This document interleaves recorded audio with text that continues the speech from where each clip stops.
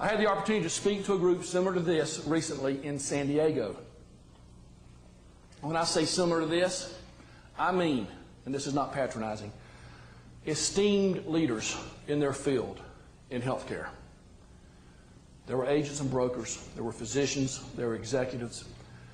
And I asked, as I always do I have to dress up? I still ask that. And they said, like they always do, yes, you need to wear your suit and tie, wear your best. I'm a 3-hour drive from San Diego, where I live in LA. Instead of going down the night before, I thought I'd wake up early in the morning, drive down, have time to change into my suit. You know, you're not going to ride in 3.5 hours like this. So I put on my most comfortable clothes.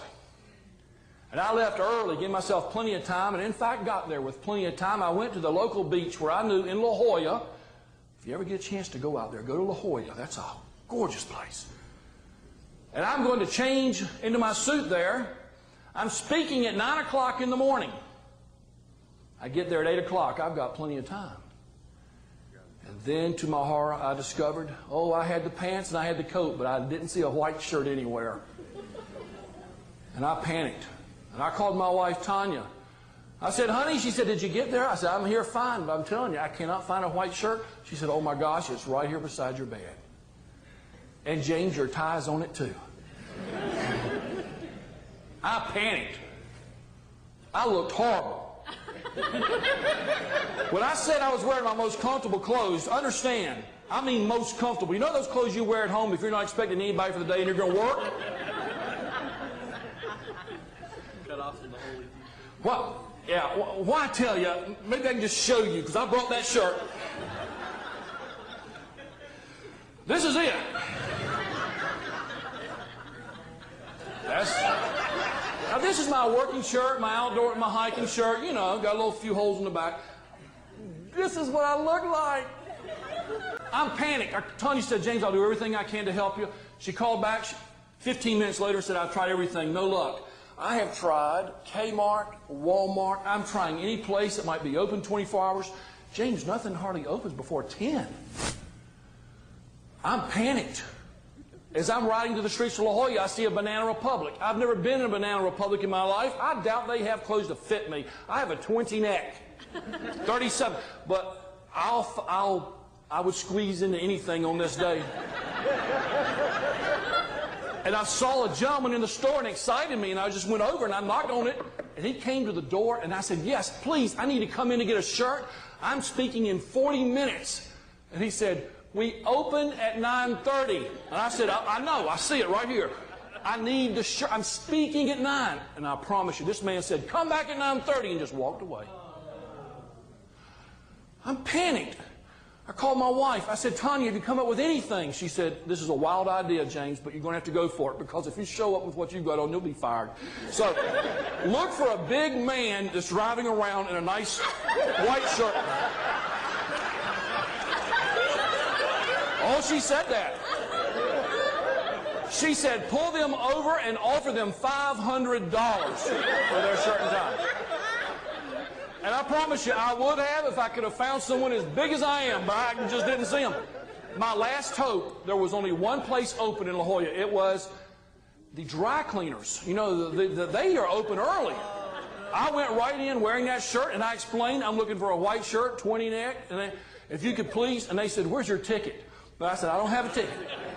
I said, I'm from LA. That doesn't help you anywhere in the country, by the way. That does not help anywhere in the country. I'm from LA, and if you could possibly just give me a shirt, I will give you a check for $500. I will bring back afterwards. You can clean it. They'll never know. And he said, sir, I'm going to ask that you get out of my establishment right now.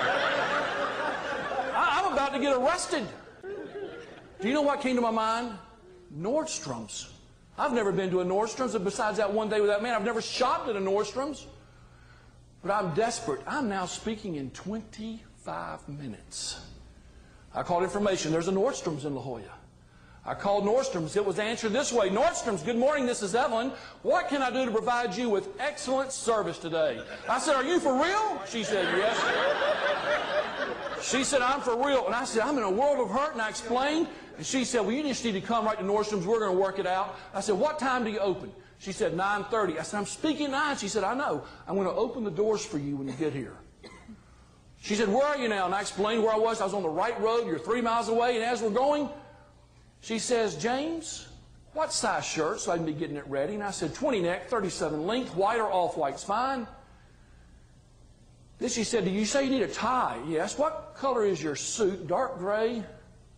I was wearing this one. And I said, dark gray. She said, okay. She said, what's outside now? I said, there's a Marriott. It was like 15. She said, you are 1.5 miles away. Rush hour. She said, keep coming. She said, no, we're right beside Sears. James, George has already got your shirt and is pressing it as we speak. I've picked out 3 ties that I think can work, and I'm having those pre-tied so we can get those. By the way, if you have a 37 length sleeve, I'm assuming you want an extra long tie. Yes, extra long would be great. And here's the clincher. She said, James, I'm looking now. You're speaking in 18 minutes. You don't have time to come in. I'm going to go outside in the parking lot, and I'll be waiting for you. I'll be easy to spot. I'm the only one out in the parking lot holding the clothes up like this. I said, Evelyn, I'm going to kiss you when I see you. That's not necessary, sir. You just come right here. We're going to work it. I pulled into the parking lot, and there she was. I mean, so fast. The shirt was pressed. The tie was already tied. She was behind me fixing it. And I said, Evelyn, I don't have cash. I can give you my wallet. She said, you don't worry about that. Go to your speech. When you finish your speech, come back, we'll settle up. Now, I already told her I was from L.A.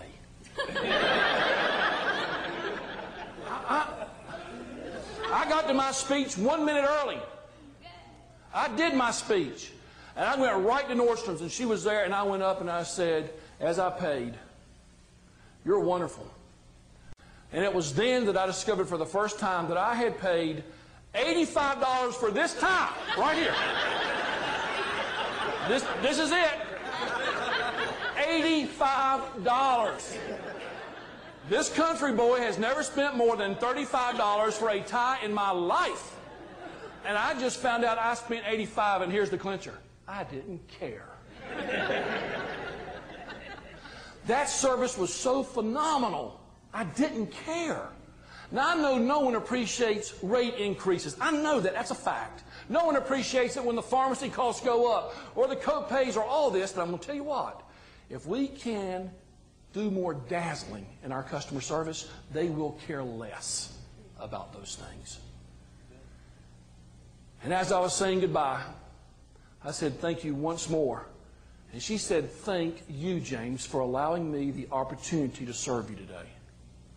Let me repeat those words.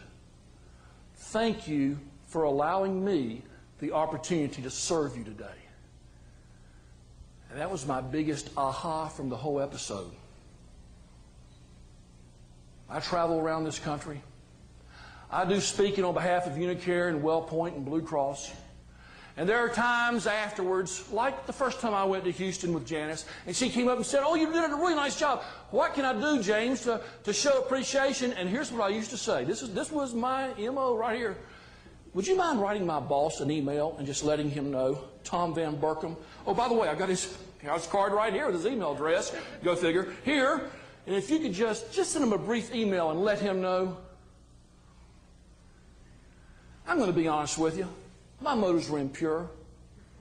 I kept all those faxes, and they came into the office, and I kept a copy of them, and I had it under something beside my desk that says commendation file, but I should have just called it leverage file, because that's all it was. It was leverage for more money. So when time comes to discuss contract, I say, but look, what are you going to do here and here? I never realized how much that act cheapened my service. If Evelyn would have said, oh, yeah, oh, listen, my boss is over here, George. Can you go over and just tell George how good I did today? Had that happened, I wouldn't even have shared the Evelyn story today. Dazzling service from the heart. Thank you all for allowing me the opportunity to serve you today. Thank you.